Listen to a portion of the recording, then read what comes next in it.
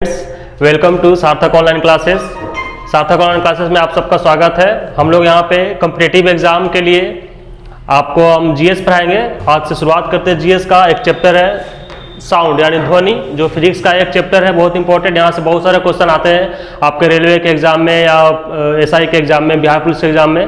तो एक बहुत इंपॉर्टेंट चैप्टर आज हम शुरू करने जा रहे हैं, ध्वनि। ठीक है, तो आइए देखते हैं ध्वनि क्या होता है। साउंड, ध्वनि को हम इंग्लिश में साउंड बोलते हैं। साउंड क्या है, व्हाट इज साउंड? अगर आप सबसे पहले सवाल आता है कि साउंड होता क्या है, तो जैसे आप लोग जानते हैं प्रकाश के बारे में, प्रकाश क्या है, एक ऊर्जा का रूप है। उष्मा क्या है, उष्मा भी एक ऊर्जा का रूप है। इसी तरह से हमारा जो ध्वनि है, ध्वनि sound is also a form of energy, ये भी एक ऊर्जा का रूप है। ठीक है ना। तो साउंड आपका क्या हुआ, it is a form of energy. Hindi में भी अगर इसको लिखना चाहें तो ध्वनि एक ऊर्जा का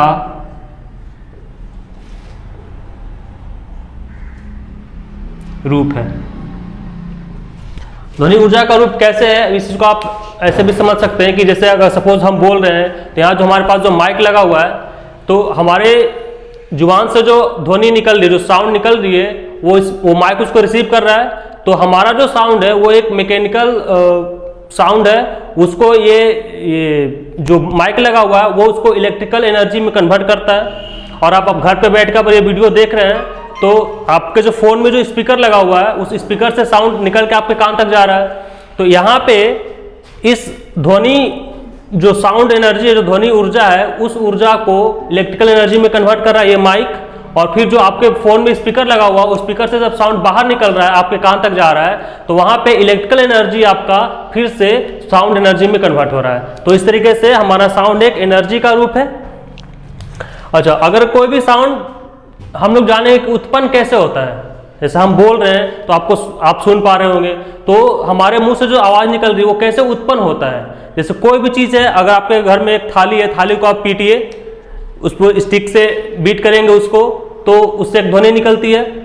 या फिर आप तबला जानते हो कि तबला या ड्रम है, ड्रम जैसे मान लीजिए कि ऐसा आपका एक ये ड्रम है, ड्रम का ऊपर वाला सरफेस है, अगर इसको आप किसी भी स्टिक, ड्रम जो स्टिक होता है,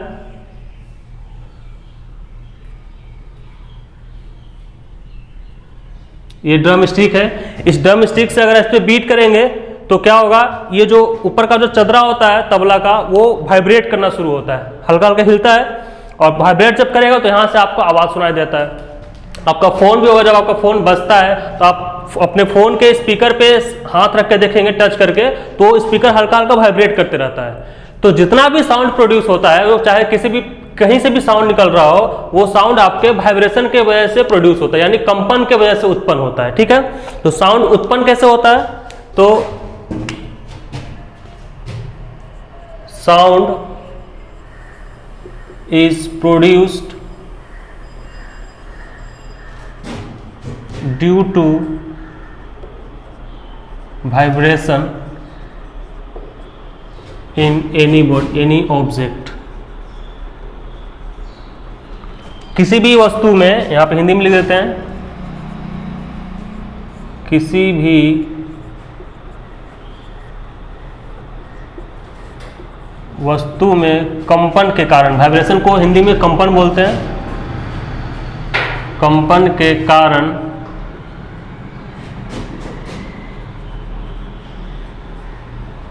ध्वनि उत्पन्न होती है। ठीक है, साउंड, कोई भी साउंड कंपन के कारण प्रोड्यूस हो। जब तक किसी भी चीज में कंपन नहीं होगा, वाइब्रेशन नहीं होगा, तब तक वो साउंड प्रोड्यूस नहीं कर सकता है। ठीक है, एग्जाम्पल के लिए आपका ड्रम है, गिटार आप देखते हैं, गिटार जो बजाते हैं, गिटार बजाने लगते हैं, उंगली से गिटार का जो तार होता है उसको तार से हिलाता है, टच करता है, तो तार क्या करता है, जब वाइब्रेट करता है तब वहां से साउंड निकलती है। तो कोई भी चीज, जैसे हम बोलते हैं तो हमारे, जैसे ह्यूमन बॉडी में कैसे साउंड निकलता है, तो हमारे बॉडी में यहाँ पे ये जो आप दिख रहा है, एक कंठ होता है जिसको कि हम लोग लैरिंग्स बोलते हैं। लैरिंग्स के अंदर हमारा वॉइस बॉक्स होता है। ठीक है, वो वॉइस बॉक्स वाइब्रेट करता है तो वहां से साउंड निकलता है, उसको हम आगे भी बताएंगे। तो ये चीज हुआ कि साउंड कैसे निकलता है, प्रोड्यूस होता है। तो कोई भी साउंड आपका वाइब्रेशन से यानी कंपन से प्रोड्यूस होगा। ठीक है। अब उसके बाद जो आपका ध्वनि है वो एक यांत्रिक वेव होता है, मैकेनिकल वेव होता है, ठीक है। अब देखिए वेव क्या होता है, वेव दो प्रकार का वेव होते हैं, एक आपका मैकेनिकल वेव होता है, एक नॉन मैकेनिकल वेव होता है, तो उसको हम आगे डिस्कस करेंगे। फिलहाल आप ये समझिए कि ध्वनि आपका एक यांत्रिक वेव है और एक और यांत्रिक वेव में होता है एक अनुदैर्घ्य तरंग होता है। तो जो ध्वनि है आपका, ध्वनि एक यांत्रिक तरंग है,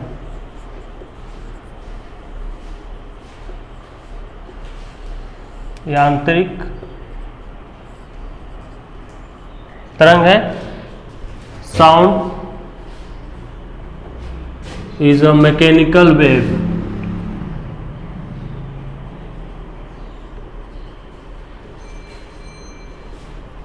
ठीक है, एक मैकेनिकल वेव है। साउंड ध्वनि कैसे विचरण करता है, कैसे चलता है, कैसे प्रोपोगेट करता है, तो साउंड आपका जब भी चलेगा तो एक तरंग के रूप में चलता है। It will always propagate in the form of wave. तो इसको भी आप ध्यान रखेंगे कि sound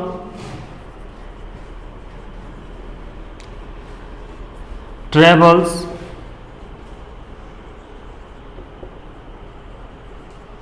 in the form of wave.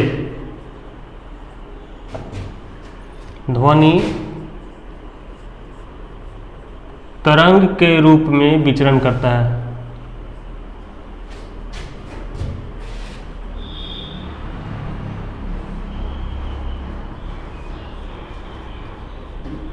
ठीक है, ध्वनि आपका हमेशा तरंग के रूप में विचरण करेगा और जिस तरंग के रूप में विचरण करता है उस तरंग को क्या बोलते हैं, यानी ध्वनि किस प्रकार का तरंग है, तो ध्वनि आपका यांत्रिक तरंग है, यानी मैकेनिकल वेव है। इसके अलावा ध्वनि एक आपका अनुदैर्घ्य तरंग भी होता है, उसको भी लिख देते हैं कि ध्वनि साउंड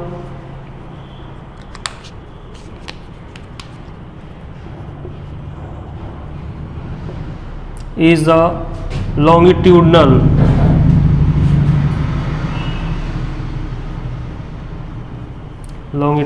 wave। ध्वनि एक अनुदैर्घ्य तरंग है।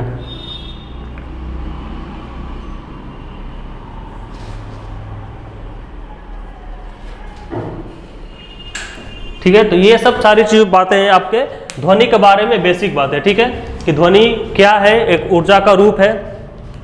ध्वनि कैसे चलता है, तो ध्वनि हमेशा तरंग के रूप में चलता है। ठीक है, ध्वनि किस प्रकार का, जब तरंग के रूप में चलता है तो किस प्रकार का तरंग है, तो ध्वनि आपका एक यांत्रिक तरंग है, यहाँ पे लिखा हुआ है ध्वनि एक यांत्रिक तरंग है। और ध्वनि एक लॉन्गिट्यूडिनल वेव, यानी यांत्रिक तरंग भी है और अनुदैर्घ्य तरंग, दोनों तरंग है ये। ठीक है, एक्चुअली में क्या है कि जो अनुदैर्घ्य तरंग है वो यांत्रिक तरंग का ही भाग है। ठीक है, तो आगे बताएंगे जब आपको तरंग पढ़ाएंगे। तो ये हुआ साउंड। कोई भी ध्वनि जब उत्पन्न होती है तो कैसे उत्पन्न होती है किसी भी चीज से, तो ध्वनि आपका वाइब्रेशन यानी कंपन के कारण उत्पन्न होती है किसी भी वस्तु में। जब तक किसी वस्तु में कंपन उत्पन्न नहीं होगा तब तक वहां से ध्वनि नहीं निकलेगी। ध्वनि आपका कंपन के कारण उत्पन्न होती है। तो ये सारी चीजें हैं, आपको ध्वनि के बारे में याद रखना है। अच्छा, यहाँ पे ध्वनि एक यांत्रिक तरंग जो लिखा हुआ है, तो यांत्रिक तरंग किसको बोलते हैं ये भी जानना जरूरी है। तो यांत्रिक तरंग वैसे तरंग को बोलते हैं जिसको विचरण करने के लिए, जिसको चलने के लिए किसी न किसी माध्यम की आवश्यकता होती है। ठीक है, तो यानी जो आपका ध्वनि है, जो साउंड है, बिना माध्यम के वो चल नहीं सकता है। जब भी चलेगा तो वो किसी न किसी माध्यम, माध्यम मतलब कि उसको चलने के लिए कुछ ना कुछ रास्ता चाहिए। वो माध्यम आपका कुछ भी हो सकता है, हवा हो सकता है, पानी हो सकता है, कोई ठोस हो सकता है, कोई भी चीज हो सकता है। ठीक है, तो जो आपका ध्वनि है यहाँ पे हम लिख देते हैं sound always travels in a medium. वो हमेशा किसी माध्यम में ही चलेगा, विदाउट मीडियम वो नहीं चल पाता। ठीक है, हिंदी में ध्वनि हमेशा किसी माध्यम में ही विचरण करती है।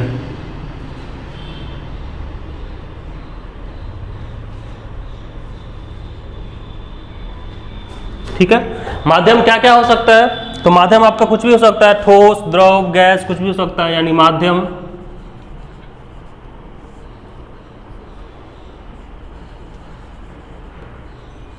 मीडियम आपका क्या क्या हो सकता है? तो आपका सॉलिड, लिक्विड और गैस, ये तीनों में से कुछ भी हो सकता है, ठीक है। जहां पे कोई माध्यम नहीं होगा, यानी कि आप निर्वात के बारे में जानते होंगे। निर्वात क्या है? निर्वात वैसे चीज जगह को बोलते हैं जहां पे कुछ भी नहीं है, हवा तक भी नहीं है, ठीक है। तो साउंड आपका है निर्वात में नहीं चल पाएगा। साउंड जब भी चलेगा तो किसी न किसी माध्यम में चलेगा, और निर्वात में कोई भी माध्यम नहीं होता, ना तो वहां पे कोई ठोस होता है, ना द्रव होता है, ना गैस होता है, कुछ भी नहीं होता है। तो वहां पे आपका ध्वनि नहीं चल पाएगा। तो ध्वनि को विचरण करने के लिए, प्रोपोगेट करने के लिए किसी न किसी माध्यम की आवश्यकता पड़ती है, और वो माध्यम आपका सॉलिड भी हो सकता है, लिक्विड भी हो सकता है और गैस भी हो सकता है। अच्छा, जब ध्वनि इन तीनों माध्यम में चलेगा तो उसका कुछ ना कुछ स्पीड होता है, जैसे प्रकाश का स्पीड होता है या और भी किसी चीज का स्पीड होता है, तो साउंड का भी एक अपना स्पीड होता है। तो साउंड का जो स्पीड होगा उसका ऑर्डर हम यहाँ पे लिख देते हैं, ध्वनि की चाल,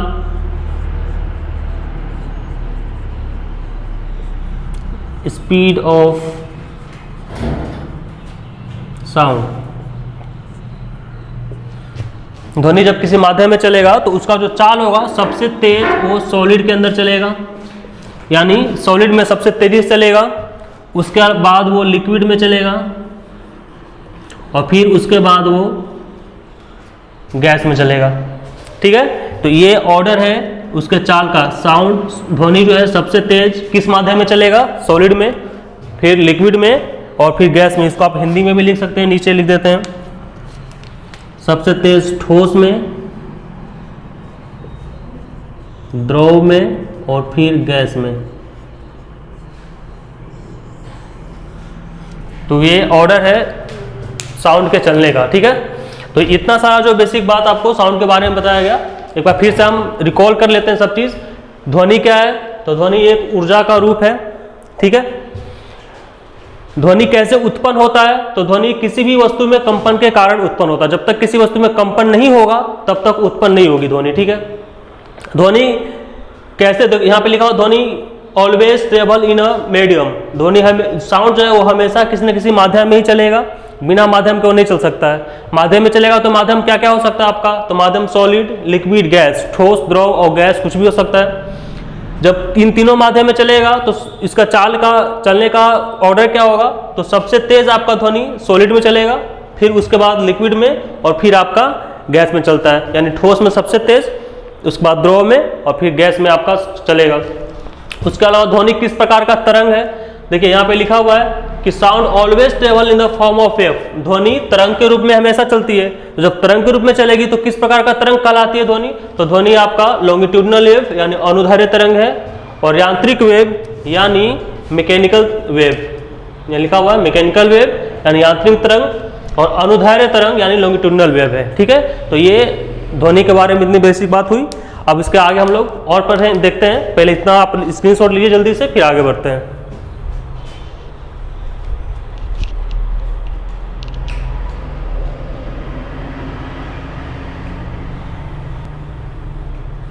चलिए अब हम लोग देखेंगे साउंड के स्पीड के बारे में, ठीक है। ये लोग जान चुके हैं, कितना जान चुके हैं कि साउंड आपका सॉलिड में सबसे तेज चलेगा, फिर लिक्विड में और फिर गैस में, ठीक है। तो अब कितना स्पीड होता है सॉलिड में, कितना स्पीड होता है गैस में, ये सब चीज हम लोग देखते हैं। तो स्पीड ऑफ साउंड यानी जो ध्वनि की चाल, ध्वनि की चाल आप जान चुके पहले, सबसे तेज सॉलिड में, फिर लिक्विड में और फिर गैस के अंदर होता है। सॉलिड में इसका स्पीड कितना होता है? तो सॉलिड में साउंड का स्पीड आपका 5000 से 6000 मीटर पर सेकेंड, इतना स्पीड होता है आपका ठोस में यानी सॉलिड में, जो कि सबसे ज़्यादा होता है। फिर उसके बाद लिक्विड में आपका जो ध्वनि का चाल होता है वो होता है 1500 मीटर पर सेकेंड, इतना के स्पीड से ध्वनि द्रव के अंदर चलता है। और जो गैस है यानी हवा में आपका जो साउंड चलता है वो 343 या कहीं कहीं आपको 344 भी लिखा हुआ मिलेगा, ठीक है। तो 343 मीटर पर सेकेंड, हमारे हवा में जो हम बोलते हैं अपने डेली लाइफ में आसपास आप, तो वहाँ पर जो साउंड हमारे मुंह से निकल के बगल वाले के कान तक जाता है वो इतना की स्पीड से जाता है। तो ये उसका ऑर्डर है कि सबसे तेज किसमें, फिर किसमें, फिर किसमें, और किसमें कितना होता है, ये चीज़ आपको ध्यान देना है। एग्जाम में इस तरह के क्वेश्चन हमेशा आते रहते हैं कि सॉलिड में, ठोस में कितना होता है ध्वनि का चाल, द्रव में कितना होता है, हवा में यानी गैस में कितना होता है। तो ये आपका ऑर्डर है, इसको आपको ध्यान देना है। अब देखिए ठोस में साउंड कैसे चलता है, आप कैसे समझेंगे इस बात को। तो एक एक्सपेरिमेंट आप लोग क्लास स्कूल टाइम में बचपन में किए होंगे कि जैसे मान लीजिए आप क्लास में बैठ कर पढ़ाई कर रहे हैं, तो बेंच पे एक दोस्त है आपका, मान लीजिए बेंच है आपका लकड़ी का, ठीक है, यहाँ पे एक दोस्त, यहाँ पे कोई लड़का बैठा हुआ है, यहाँ लड़का बैठा हुआ है। तो ये वाला लड़का कान लगाएगा बेंच के अंदर, और दूसरा लड़का जो बेंच पे पीटता है हाथ से, बजाता है कुछ भी पेन से या हाथ से, तो आपको साउंड सुनाई देता होगा, एकदम तेज साउंड निकल गया था ना आपके कान में। तो यहाँ पे क्या होता है, लकड़ी क्या है, लकड़ी का बेंच अगर बना हुआ तो लकड़ी आपका ठोस है, एक जगह पे बेंच इधर से हाथ से पीटा जा रहा है बेंच को, तो दूसरा जो लड़का जो कान लगाए हुए बेंच में उसको सुनाई देगा। यानी ठोस के अंदर साउंड यहाँ से चल के इस लड़के के पास पहुंच रहा है। यानी हम लोग ये भी कह सकते हैं कि साउंड जो है ठोस के अंदर भी ट्रेवल करता है, ठीक है। और हवा में तो आप देख ही रहे हैं। तो इस तरीके से आप ध्यान दीजिएगा कि स्पीड ऑफ जो साउंड होता है सबसे तेज आपका ठोस में चलता है, फिर द्रव में चलेगा और फिर गैस में चलेगा। अब है कि साउंड को चलने के लिए आपको पता है कि माध्यम की आवश्यकता होती है। अगर माध्यम नहीं रहे तो साउंड क्या होगा, वहाँ पे साउंड नहीं चल पाएगा। जैसे कि चंद्रमा पे क्या है, वहाँ पे हवा नहीं है, वहाँ पे कोई माध्यम नहीं है, हवा पानी नहीं है, तो माध्यम नहीं है तो वहाँ पे आवाज़ आपको सुनाई नहीं देता है। और मान लीजिए कि यही सेम क्लासरूम अगर हम आपको चांद पे ले जाके पढ़ाएं तो वहाँ पे क्या होगा, वहाँ पे अगर मान लीजिए हम बोलेंगे कि इस तरह से, आपको कुछ भी सुनाई दिया नहीं, हम बोलने के लिए बोलेंगे जरूर, हमारे मुंह से आवाज निकलेगा, मगर वो आवाज आपके कान तक नहीं पहुंच पाएगा। क्यों? क्योंकि हमारे और आपके बीच में वहां पे कोई माध्यम नहीं है, कोई हवा नहीं है, कोई पानी, कुछ भी नहीं है, तो वहां पे साउंड एक जगह से चल के दूसरे जगह तक नहीं पहुंच पाता है ना। अभी आपको बताएं कि साउंड को हमेशा चलने के लिए, प्रोपोगेट करने के लिए किसी न किसी माध्यम की आवश्यकता होती है, और चांद पर कोई माध्यम है नहीं, तो वहां पे किसी भी प्रकार का कोई साउंड एक जगह से दूसरे जगह तक नहीं जा पाता है। तो ये चीज ध्यान दीजिएगा, चांद पे आपका साउंड प्रोपोगेट नहीं करता है, विचरण नहीं करता है। अच्छा, उसके अलावा आपको बताएं कि जो ध्वनि होता है वो कौन सा तरंग होता है, अयांत्रिक तरंग होता है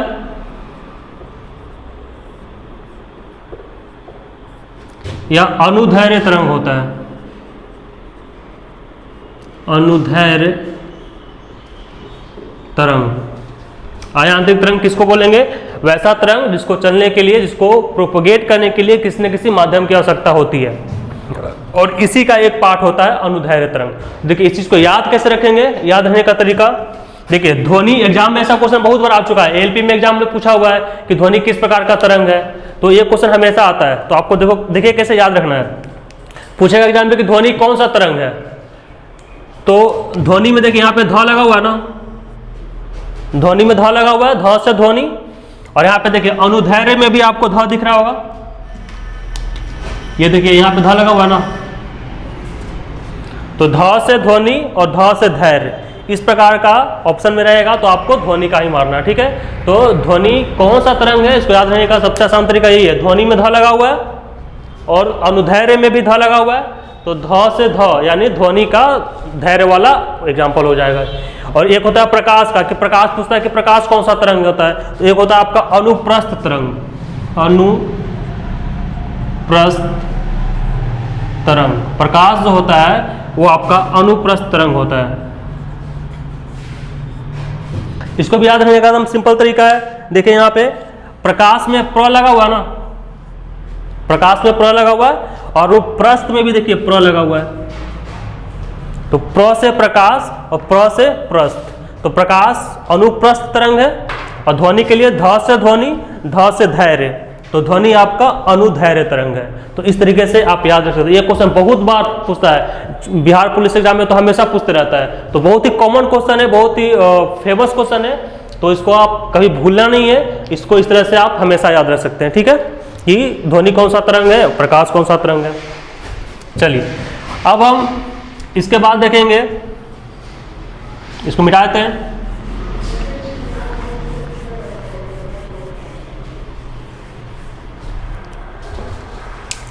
चलिए, अब जो है ध्वनि हम लोग जाने कि ध्वनि उत्पन्न कैसे होता है। तो ध्वनि आपका कंपन के वजह से उत्पन्न होता है। जहां कहीं भी कंपन होगा वहां ध्वनि उत्पन्न होगा, कंपन नहीं होगा तो ध्वनि उत्पन्न नहीं होती है। ठीक है, तो जैसे कि मान लीजिए ह्यूमन बॉडी, हमारा मानव शरीर है, मानव शरीर में कैसे ध्वनि उत्पन्न होता है, यहाँ पे कौन सा चीज कंपन करता है। तो अब देखिए ह्यूमन बॉडी जो है, यहाँ पे हम लिख देते हैं ह्यूमन बॉडी, यानी मानव में, मानव के अंदर ये जो आपको देख रहे हैं, जिसको हम लोग जनरल लैंग्वेज में कंठ बोलते हैं, ठीक है ना, ये जो आपको दिख रहा है इसको हम लोग फेरिंग्स बोलते हैं, बायोलॉजी के टर्म में, सॉरी लैरिंग्स बोलते हैं इसको, लैरिंग्स। ठीक है, जिसको हिंदी में हम लोग वाक यंत्र बोलते हैं, या जिसको आप कंठ के नाम से भी जानते हैं। ये लैरिंग्स होता है हमारे बॉडी में, गला में, हमारे गला में ये लैरिंग्स होता है, जिसको कंठ बोलते हैं या वाक यंत्र बोलते हैं। इस लैरिंग्स के अंदर वॉइस बॉक्स होता है। ठीक है, इसके अंदर हमारा होता है वोकल कॉर्ड। ठीक है, तो इसको हम लोग बोलते हैं वाक तंतु।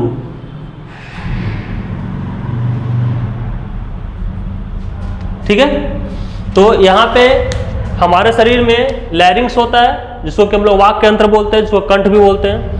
लैरिंग्स के अंदर हमारा होता है दो पाइप जैसा होता है, उसको हम लोग वोकल कॉर्ड बोलते हैं, इसको वाक तंतु बोलते हैं। तो जब भी हम कुछ बोलते हैं तो हमारे कंठ के अंदर जो ये वोकल कॉर्ड है ये वाइब्रेट करता है, ये कंपन करता है, और इसके कंपन करने की वजह से साउंड हमारे जुबान से बाहर निकलता है। ठीक है, तो याद रखिएगा मानव के शरीर में साउंड कैसे उत्पन्न होता है, तो वहां भी कंपन के वजह से ही उत्पन्न होता है। लेकिन वहां पे कंपन, क्या चीज कंपन, किस चीज में कंपन उत्पन्न होता है, तो हमारे लैरिंग्स यानी वाक यंत्र के अंदर जो वोकल कॉर्ड होता है, जिसको हम लोग वॉइस बॉक्स भी बोलते हैं, इसको, इस वोकल कॉर्ड को हम लोग वॉइस बॉक्स बोलते हैं, यहाँ पे लिख देते हैं वॉइस बॉक्स। तो ये हमारे वॉइस बॉक्स वोकल कॉर्ड के अंदर जब कंपन करता है तो वहां से ध्वनि बाहर निकलती है। ठीक है, तो ये हुआ। आप देखिए जो कंपन की वजह से ध्वनि उत्पन्न हो रही है, तो कंपन कितने प्रकार के होते हैं ये भी जानना जरूरी है। तो देखिए जो कंपन होता है यानी वाइब्रेशन, वो दो तरीके का होता है। पहला आपका एक होता है टू एंड फ्रो वाइब्रेशन, और जो दूसरा होता है वो होता है up and down, up and down. To and fro and up and down क्या होता है, देखिए जैसे कि आप एक स्प्रिंग लीजिए, स्प्रिंग को ऐसे फैलाइए और उसको छोड़ दीजिए, तो उसके बाद फिर क्या होगा, स्प्रिंग ऐसे करते करते धीरे धीरे आगे पीछे करते करते वो फिर धीरे धीरे रुक जाता है। ठीक है, तो स्प्रिंग जो आप उसको फैलाने के बाद आप छोड़ते हैं तो स्प्रिंग आगे पीछे करना शुरू करता है ना, ऐसे ऐसे ऐसे, कभी कभी सिकुड़ेगा, कभी फैलेगा, फिर सिकुड़ेगा, फिर फैलेगा। तो उस प्रकार के मोशन को हम लोग बोलते हैं टू एंड फ्रो। वो जो कंपन हो रहा है वो कैसा कंपन हो रहा है, टू एंड फ्रो कंपन हो रहा है। ठीक है, और एक होता है up and down. Up and down मतलब कि आप एक धागा ले लीजिए, ठीक है ना, धागा को यहाँ पे ऐसे एक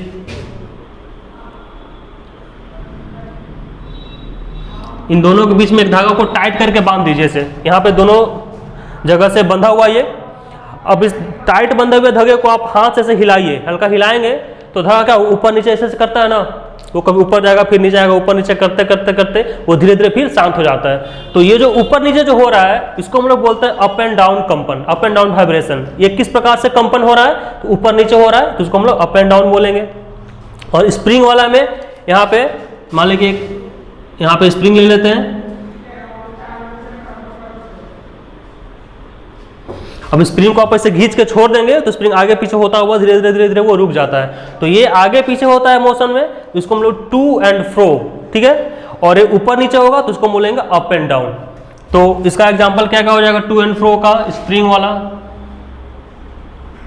और इसका एग्जांपल क्या हो जाएगा, स्ट्रिंग। स्ट्रिंग मतलब जो धागा जिसको आप बोलते हैं वो। तो ये दो प्रकार का वाइब्रेशन होता है, टू एंड फ्रो मोशन, और एक होता है up and down. To and fro motion spring में होगा और अप एंड डाउन स्ट्रिंग यानी धागा में होगा। इसको और भी एग्जांपल है, जैसे कि अप एंड डाउन का आप पानी में देखते हैं, अगर पानी ठहरा हुआ है तो पानी में आप बॉल फेंकिए या पत्थर फेंकिए तो पानी के अंदर जैसे मान यहाँ पे अगर हम बॉल डालेंगे तो इसके चारों तरफ इस तरह से निकलता है ना, तरंग निकलता है, वेव इस तरह से चारों तरफ फैलता है। तो वहां पे क्या होता है, पानी आपको ऊपर नीचे ऐसे करता करता लहर की तरफ आगे बढ़ता है, तो वो कैसा मोशन है, वो अप एंड डाउन टाइप का कंपन हो गया। ठीक है, तो ये सब एग्जांपल इसके आप कंपन को समझ सकते हैं। तो याद रखिएगा कंपन दो प्रकार का, टू एंड फ्रो मतलब आगे पीछे, और अप एंड डाउन मतलब ऊपर नीचे वाले को बोलते हैं। तो इतना का स्क्रीनशॉट लीजिए, फिर हम आगे बढ़ते हैं। चलिए, तो स्क्रीनशॉट आप ले चुके होंगे, अब इसको मिटाते हैं। अच्छा, यहाँ पे एक चीज और आप ध्यान दे सकते हैं, एग्जाम में एक क्वेश्चन और पूछता है कभी कभी कि ये जो वोकल कॉर्ड है ना, जिसको भाषक बोलते हैं, वाक तंतु, वो मेल का यानी लड़कों में इसका लंबाई कितना होता है और फीमेल में इसका लंबाई कितना होता है, दोनों में लंबाई अलग अलग होता है। जो लड़कों का जो वोकल कॉर्ड होता है वाक तंतु, उसका लंबाई आपका होता है लगभग 1.75 सेंटीमीटर से लेके 2.25 सेंटीमीटर तक होता है लड़कों में, और लड़कियों में ये थोड़ा कम होता है, कम लेंथ का होता है। इसका लंबाई होता है आपका 1.25 सेंटीमीटर से लेके 1.75 सेंटीमीटर। ठीक है, तो याद रखिएगा कि लड़कों का वोकल कॉर्ड लड़कियों के वोकल कॉर्ड के तुलना में बड़ा होता है। ठीक है ना, लड़का का वोकल कॉर्ड 1.75 से 2.25 सेंटीमीटर तक, और लड़कियों में 1.25 सेंटीमीटर से 1.75 सेंटीमीटर तक। ठीक है, लड़की लोगों का आवाज़ भी थोड़ा पतला होता है, तो वो इसके वजह से नहीं होता। बहुत लोगों के दिमाग में ये भ्रम रहता है कि लड़की का जो आवाज़ पतला होता है वो वोकल कॉर्ड के लंबाई की वजह से होता है, ऐसा नहीं है। वो आपके पिच के वजह से होता है, फ्रीक्वेंसी की वजह से होता है। तो हम आगे बताएंगे आपको पिच क्या होता है, फ्रीक्वेंसी क्या होता है। तो लड़कियों का जो आवाज़ होता है उन लोगों का फ्रीक्वेंसी ज़्यादा होता है, पिच भी हाई होता है, जिसके कारण उन लोगों का आवाज़ एकदम पतला निकलता है। और हम लोग का जो आवाज़ थोड़ा ना थोड़ा हैवी साउंड रहता है ना, जिसको जो भारी आवाज़ निकलता है वो निकलता है क्योंकि हम लोग का जो आवाज़ का फ्रीक्वेंसी है वो कम रहता है, और पिच भी हम लोग का लो रहता है। तो लो पिच की वजह से साउंड भारी निकलता है, और हाई पिच वालों का साउंड जो हमेशा वो आपका पतला साउंड निकलेगा। आप लता मंगेशकर का जो गाना सुनते होंगे, लता मंगेशकर आज अभी उनका एज बहुत ज़्यादा हो चुका है, फिर भी वो जब गाना गाती हैं तो उनका साउंड बहुत पतला भी लगता है कि वो लगभग 20 साल की 22 साल की कोई लड़की गा रही है, उस टाइप का आवाज़ निकलता है। तो इसके पीछे कारण क्या है कि उनका जो वॉइस बॉक्स है उसमें जो साउंड प्रोड्यूस होता है, जो वाइब्रेशन जो कंपन होता है, उस कंपन के वजह से जो फ्रीक्वेंसी जनरेट होता है वो फ्रीक्वेंसी बहुत ज़्यादा होता है, बहुत हाई फ्रीक्वेंसी का ध्वनि उनके कंठ से निकलता है, जिसके कारण उनका आवाज़ बहुत पतला है। ठीक है, ये सब चीज़ आगे भी बताएंगे आपको, फ्रीक्वेंसी क्या होता है, पिच क्या होता है। तो फिलहाल हम इसको मिटाते हैं और फिर आगे बढ़ते हैं।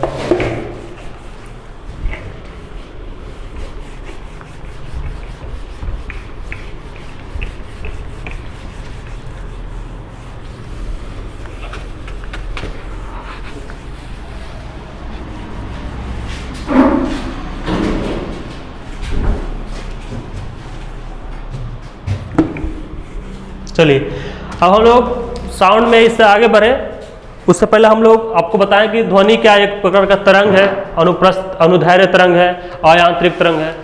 तो तरंग के बारे में हम लोग थोड़ा बहुत जान लेते हैं, तो इस चैप्टर को समझना तो और आसान रहेगा। तो हम लोग अब यहाँ से तरंग के बारे में पढ़ेंगे। तरंग क्या होता है, तरंग को इंग्लिश में वेव बोलते हैं। ठीक है, तरंग क्या होता है? तरंग आपका दो प्रकार का होता है, एक मैकेनिकल वेव, एक नॉन मैकेनिकल वेव। ठीक है ना, तो तरंग आपका दो प्रकार का होगा, एक यांत्रिक तरंग, इसको इंग्लिश में मैकेनिकल वेव बोलते हैं, और दूसरा है आपका अयांत्रिक तरंग,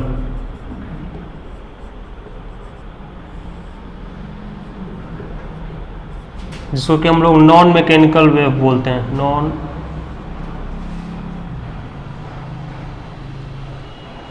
मैकेनिकल वेव। यांत्रिक तरंग क्या होता है?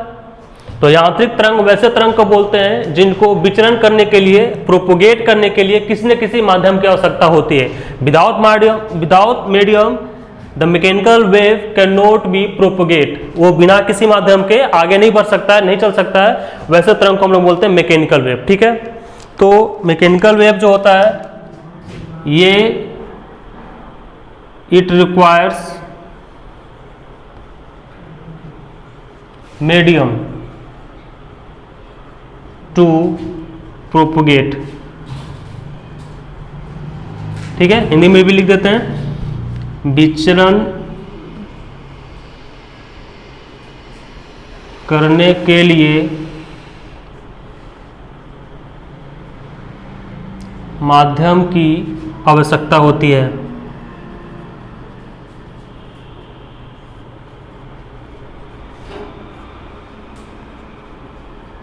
ठीक है, जिस तरंग को विचलन करने के लिए किसी माध्यम की आवश्यकता होती है, उस प्रकार के तरंग को हम लोग यांत्रिक यानी मैकेनिकल वेव बोलते हैं। और जिस प्रकार के माध्यम को विचलन करने के लिए किसी माध्यम की आवश्यकता नहीं होती है, उसको हम लोग अयांत्रिक बोलते हैं। यानी it does not require any medium, इसको किसी भी मीडियम की आवश्यकता नहीं पड़ती है। ठीक है, किसी माध्यम की आवश्यकता नहीं होती है। ठीक है, इस नॉन मैकेनिकल को हम लोग इलेक्ट्रोमैग्नेटिक वेव भी बोलते हैं। इसको हिंदी में विद्युत चुम्बकीय तरंग बोलते हैं। तो अयांत्रिक बोलिए या विद्युत चुम्बकीय बोलिए, वैसा तरंग जिसको चलने के लिए किसी माध्यम की आवश्यकता नहीं पड़ती है, उसको हम लोग अयांत्रिक बोलते हैं या इसको इलेक्ट्रोमैग्नेटिक वेव भी बोलते हैं। तो यहाँ पे लिख देते हैं इलेक्ट्रोमैग्नेटिक वेव, हिंदी में विद्युत चुंबकीय तरंग। ठीक है, तो दो प्रकार का आपका तरंग हुआ, एक यांत्रिक और एक इलेक्ट्रोमैग्नेटिक वेव, विद्युत चुंबकीय तरंग हो गया। इसका क्या क्या एग्जाम्पल होगा यांत्रिक तरंग का? तो सबसे पहले आपका ध्वनि यानी जो साउंड है वो आपका विद्युत चुंबकीय यांत्रिक तरंग है, ये हमेशा किसी न किसी माध्यम में ही चलेगा। उसके अलावा आपका वाटर वेव, पानी में जो तरंग होता है, जो धारा होता है ना, किसी पानी में कोई पत्थर गिराइए या बॉल गिराइए तो पानी ऐसे कर लहर उसका जो चलता है ना, उसको तरंग बोलते हैं। तो वाटर वेव आपका मैकेनिकल वेव है। उसके अलावा स्प्रिंग वेव, ये भी आपका मैकेनिकल वेव है। उसके अलावा स्ट्रिंग वेव, स्ट्रिंग जो धागा में होता है, जैसे पहले आपको थोड़ा देर बताया कि धागा को टाइट करके पकड़े उसको हिलाएंगे तो ऊपर नीचे करता है। तो ये साउंड वेव, वाटर, स्प्रिंग और स्ट्रिंग, ये सारा वेव आपका किसका उदाहरण है? मैकेनिकल का यानी यांत्रिक तरंग का उदाहरण है। ठीक है, उसके अलावा नेक्स्ट है आपका अयांत्रिक का उदाहरण क्या क्या हो जाएगा इलेक्ट्रोमैग्नेटिक का? तो इलेक्ट्रोमैग्नेटिक का एग्जांपल आपका x ray, gamma ray, UV ray, ये सब चीज़ आपका किसी एग्जांपल। और भी एक्सरे हो गया, इंफ्रारेड, ये सब जो भी है, ये सब आपका अयांत्रिक यानी इलेक्ट्रोमैग्नेटिक वेव का होता है। ठीक है, जो इलेक्ट्रोमैग्नेटिक जो विद्युत चुम्बकीय तरंग होता है उसके अंदर वो विद्युत ऊर्जा और चुंबकीय ऊर्जा दोनों ऊर्जा को कैरी करता है अपने साथ। और लेकिन जो मैकेनिकल वेव होता है इसमें आपका मैकेनिकल का मतलब होता है वो यांत्रिक ऊर्जा को अपने साथ लेके चलता है। यांत्रिक ऊर्जा मतलब कि आप इसको पोटेंशियल एनर्जी और काइनेटिक एनर्जी के नाम से जानते हैं। पोटेंशियल मतलब कि स्थितिज ऊर्जा और गतिज ऊर्जा। तो याद रखिएगा, यांत्रिक तरंग में दो प्रकार की ऊर्जा होती है, यहाँ पे लिख भी देते हैं। यांत्रिक तरंग में दो प्रकार की ऊर्जा होती है, इट कैरीज मैकेनिकल एनर्जी,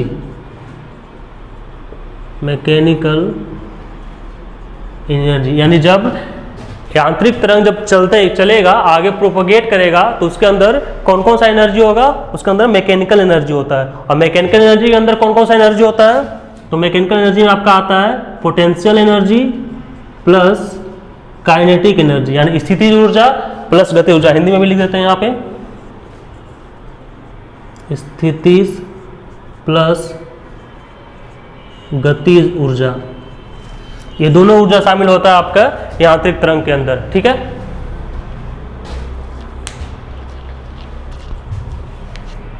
और ये जो आपका नॉन मैकेनिकल वेव है, ठीक है, इसके अंदर कौन सा ऊर्जा होता है? तो इसके अंदर आपका विद्युत ऊर्जा होगा, it carries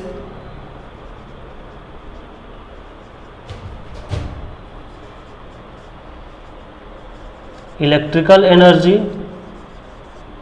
plus magnetic energy.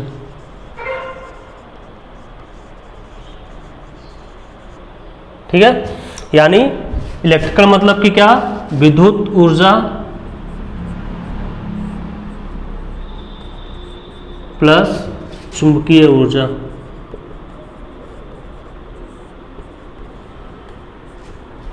ये दो प्रकार का ऊर्जा अपने अंदर रखता है, और जो यांत्रिक तरंग है वो स्थितिज और गतिज ऊर्जा को अपने अंदर रखता है। ठीक है, तो ये था आपका तरंग का दो प्रकार, यांत्रिक तरंग और यांत्रिक तरंग। ठीक है, इतना स्क्रीनशॉट लीजिए, फिर हम लोग आगे बढ़ते हैं और भी डिफरेंसेस बताएंगे आपको इसमें।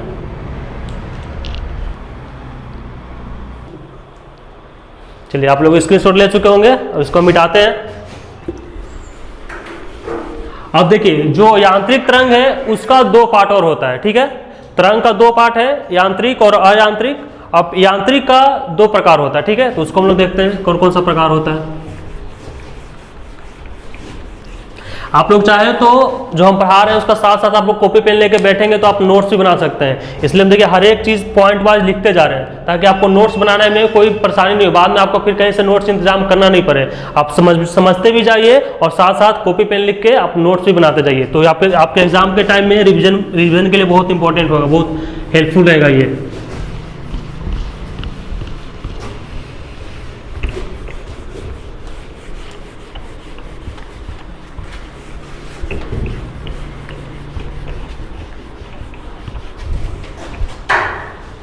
चलिए, अब हम लोग देखेंगे कि यांत्रिक जो तरंग है, मैकेनिकल वेव, उसका दो प्रकार होता है। यानी यांत्रिक तरंग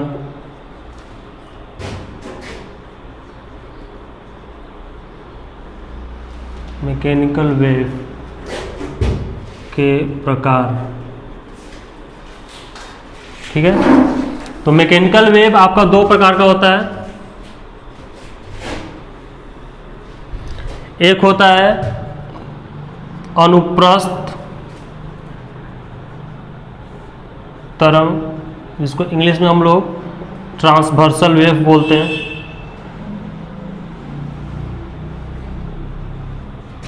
और दूसरा प्रकार इसका है अनुदैर्ध्य तरंग। अनुदैर्ध्य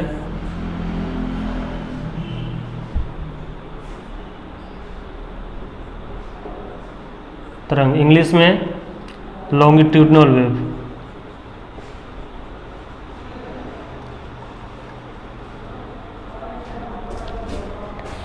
मैकेनिकल वेव दो प्रकार का, ट्रांसवर्स वेव और लॉन्गिट्यूडनल वेव। अब देखिए, ट्रांसवर्स वेव क्या होता है, सॉरी ट्रांसवर्सल लिखा गया है, ट्रांसवर्स वेव। ठीक है, अब देखिए ट्रांसवर्स वेव क्या होता है। जैसे कि कोई वेव है, वो ऐसे चल रही है। ठीक है, इस प्रकार के वेव को हम लोग ट्रांसवर्स वेव बोलते हैं। जैसे कि पानी है, अब पानी में आप बॉल या पत्थर डालेंगे तो पानी में जो लहरें उत्पन्न होती है, इस तरह से पानी ऊपर नीचे करता हुआ आगे बढ़ता है चारों तरफ से। ठीक है ना, तो उसमें जो आप बॉल को अगर पानी में डाले हैं तो आप ध्यान से देखेंगे तो वेव जो है वो आगे बढ़ रहा है। सपोज कि मान लीजिए कि यहाँ पे हम बॉल को किसी डालते हैं पानी में, तो ये ऐसे करते करता लहर आगे बढ़ रहा है। ठीक है, तो जो तरंग है, जो वेव है, वो इस दिशा में यहाँ इधर से चल के ऐसे आगे जा रहा है। लेकिन जो पानी में बॉल जो आप फेंके हैं, वो बॉल क्या होता है, वो अपने ही जगह पे ऐसे ऊपर नीचे करता रहता है। कभी ऊपर जाएगा, कभी नीचे आएगा, फिर ऊपर, फिर नीचे, ऐसे ऊपर नीचे करता रहता है। तो जो तरंग का दिशा है वो ऐसे जा रहा है आगे की तरफ, और जो बॉल का यानी जो गेंद आप फेंके वो गेंद का और ऊपर नीचे हो रहा है। ठीक है, तो एक का दिशा ऐसे है और एक का दिशा ऐसे ऊपर नीचे है। दोनों के बीच में कितना डिग्री का कोण बन रहा है आप देखिए, एक ऐसे आगे जा रहा है और एक ऊपर या नीचे जाएगा। तो कोण कितना डिग्री का बनेगा दोनों के बीच, ऐसे रहेगा या फिर ऐसे रहेगा, तो कोण कितना डिग्री का बनेगा, 90 डिग्री का बनेगा। ठीक है, तो तरंग का दिशा और उस तरंग में जो पार्टिकल है, जो उसका मॉलिक्यूल है, उसका दिशा, दोनों के दिशा के बीच 90 डिग्री का कोण बनता है। तो वैसे तरंग को हम लोग बोलते हैं ट्रांसवर्स वेव यानी अनुप्रस्थ तरंग। इसका एग्जांपल आपका वाटर वेव हो जाएगा। ठीक है, पानी वाला हो जाएगा इसका। तो पानी वाले तरंग में ये अनुप्रस्थ तरंग का एग्जांपल क्या हो जाएगा आपका, वाटर वेव,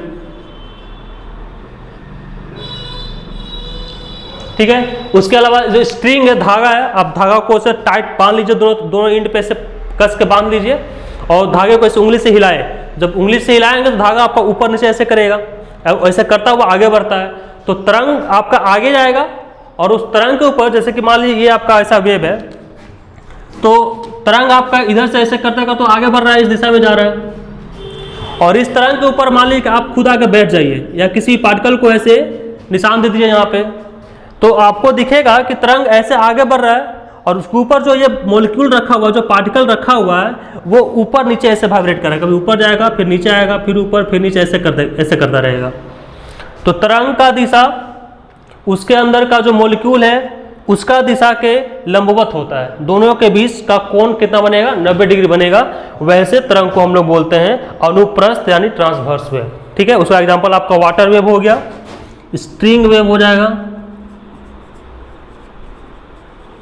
ये, और दूसरा है आपका लॉन्गिट्यूडनल वेव यानी अनुदैर्ध्य तरंग। तो अनुदैर्ध्य तरंग क्या होता है, तो अनुदैर्ध्य तरंग आपका स्प्रिंग लीजिए, आप स्प्रिंग को ऐसे खींच के और उसको छोड़ दीजिए, छोड़ने के बाद क्या होगा, स्प्रिंग आगे पीछे करता हुआ धीरे धीरे करता हुआ वो रुक जाता है, ठीक है। तो स्प्रिंग को पकड़ के खींचने पे वो आगे पीछे करता है ना, कभी आगे जाएगा कभी पीछे जाएगा, यानी वो टू एंड फ्रो तरह से वो कंपन करता है, वाइब्रेट करता है। तो उस प्रकार के तरंग को हम लोग बोलते हैं अनुदैर्ध्य तरंग। यानी उसमें जो होगा, जैसे मान लीजिए कि स्प्रिंग हम यहाँ पे बांध देते हैं एक, ठीक है, ऐसे, अब उसको पकड़ के अगर आप ऐसे खींच के छोड़ेंगे तो क्या होगा, आगे पीछे ऐसे करता रहेगा, ऐसे करते करते करते करते आगे बढ़ेगा। तो जब स्प्रिंग आगे पीछे करे टू एंड फ्रो, इस तरह के कंपाउंड को हम लोग क्या बोलते हैं, to and fro. To and fro मतलब आगे पीछे, ठीक है। इसको बैक एंड फोर्थ भी बोलते हैं। और इस प्रकार के जो कंपन होता है उसको हम लोग क्या बोलते हैं, अप एंड डाउन, ठीक है। तो अप एंड डाउन प्रकार का जो कंपन उत्पन्न होगा वो अनुप्रस्थ तरंग में होगा, और टू एंड फ्रो यानी आगे पीछे का जो कंपन उत्पन्न होगा वो अनुदैर्ध्य तरंग में होगा, ठीक है।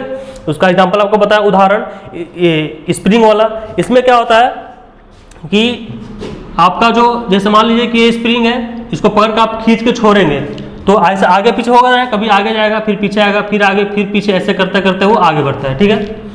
अब इस स्प्रिंग के ऊपर आप किसी पार्टिकल को ला कर रख देते हैं, ठीक है। मान लीजिए यहाँ पे हम किसी पार्टिकल को ला कर रखे हुए यहाँ पे, अब आप इस जो ब्लैक कलर का जो आपको डॉट दिख रहा है उसको एब्जॉर्ब कीजिए। जब स्प्रिंग आगे पीछे हो रहा होगा तो इसको एब्जॉर्ब कीजिए, ये कैसे जाएगा, तो ये भी स्प्रिंग के साथ साथ आगे जाएगा, स्प्रिंग तो ये भी आगे जाएगा, स्प्रिंग पीछे आएगा तो भी पीछे आएगा, यानी स्प्रिंग के दिशा के साथ ये भी आपका आगे पीछे back and forth and to and fro motion करता रहेगा, ठीक है। तो इसमें क्या है, तरंग आपका इस दिशा में जा रही है और इस तरंग के ऊपर जो ब्लैक कलर का जो पार्टिकल बैठा हुआ है ना, जो मॉलिक्यूल बैठा हुआ है, ये भी आपका आगे पीछे जा रहा है, ये भी उधर जा रहा है या फिर इधर आ रहा है। तो दोनों के बीच यहाँ पे कोण कितना है, दोनों दूसरे का समांतर है, नहीं पैरेलल है, तो पैरेलल रहेगा तो दोनों के बीच कोण कितना बनेगा, 0 डिग्री का बनेगा। यानी अनुदैर्ध्य तरंग में क्या होता है कि तरंग और तरंग के अंदर को जो पार्टिकल है आपका, ठीक है, उसके उस माध्यम में जो पार्टिकल मौजूद है उसका दोनों के बीच का जो कोण रहेगा 0 डिग्री का होता है और दोनों एक दूसरे का समांतर होता है। तो उस प्रकार के तरंग को हम लोग बोलते हैं अनुदैर्ध्य तरंग, ठीक है। तो अनुदैर्ध्य तरंग का इसका एग्जाम्पल क्या क्या हो जाएगा, तो इसका एग्जाम्पल आपका हो गया स्प्रिंग वाला,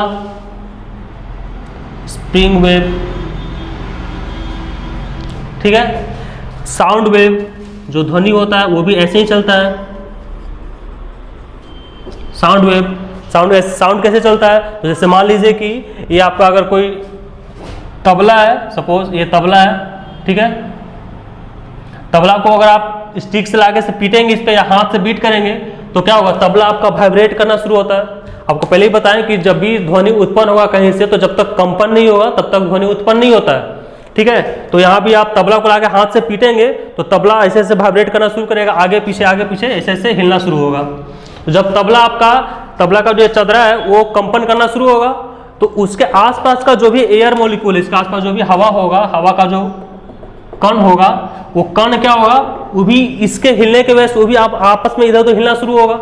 और हिलते हिलते फिर क्या होगा, ये ऐसे साउंड आपका वाइब्रेट करते करते पहले तबला वाइब्रेट करेगा, फिर उसका आसपास का हवा वाइब्रेट करेगा, और हवा का जो कण है वो भी वाइब्रेट करेगा, और इस तरह से कण क्या होगा, आप ऐसे वाइब्रेट करते करते ये अगर वाइब्रेट होगा तो ये अपने अगल बगल वाले हवा को वाइब्रेट करेगा, फिर वो अपने बगल वाले हवा को वाइब्रेट करेगा।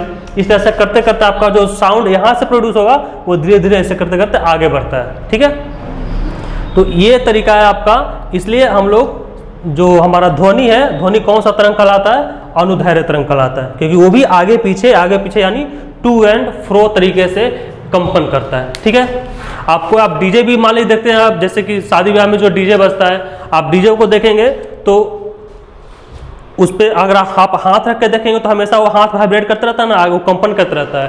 तो कोई भी साउंड प्रोड्यूस होगा तो बिना कंपन के, बिना वाइब्रेशन के प्रोड्यूस नहीं होता है। ठीक है, इतना सारा बात है, आप लोग ध्यान में रखेंगे।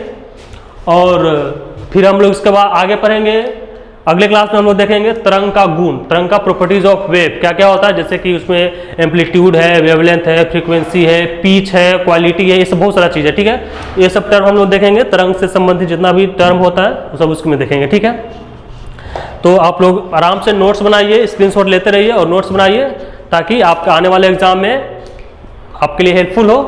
तो मिलते हैं हम लोग अगले क्लास में, तब तक आप वीडियो को लाइक कीजिए, हमारे चैनल को सब्सक्राइब कीजिए, और फिर हम लोग अगले क्लास में मिलेंगे नए टॉपिक के साथ, इसी में इसका सेकेंड पार्ट में। ठीक है, चलिए, थैंक यू।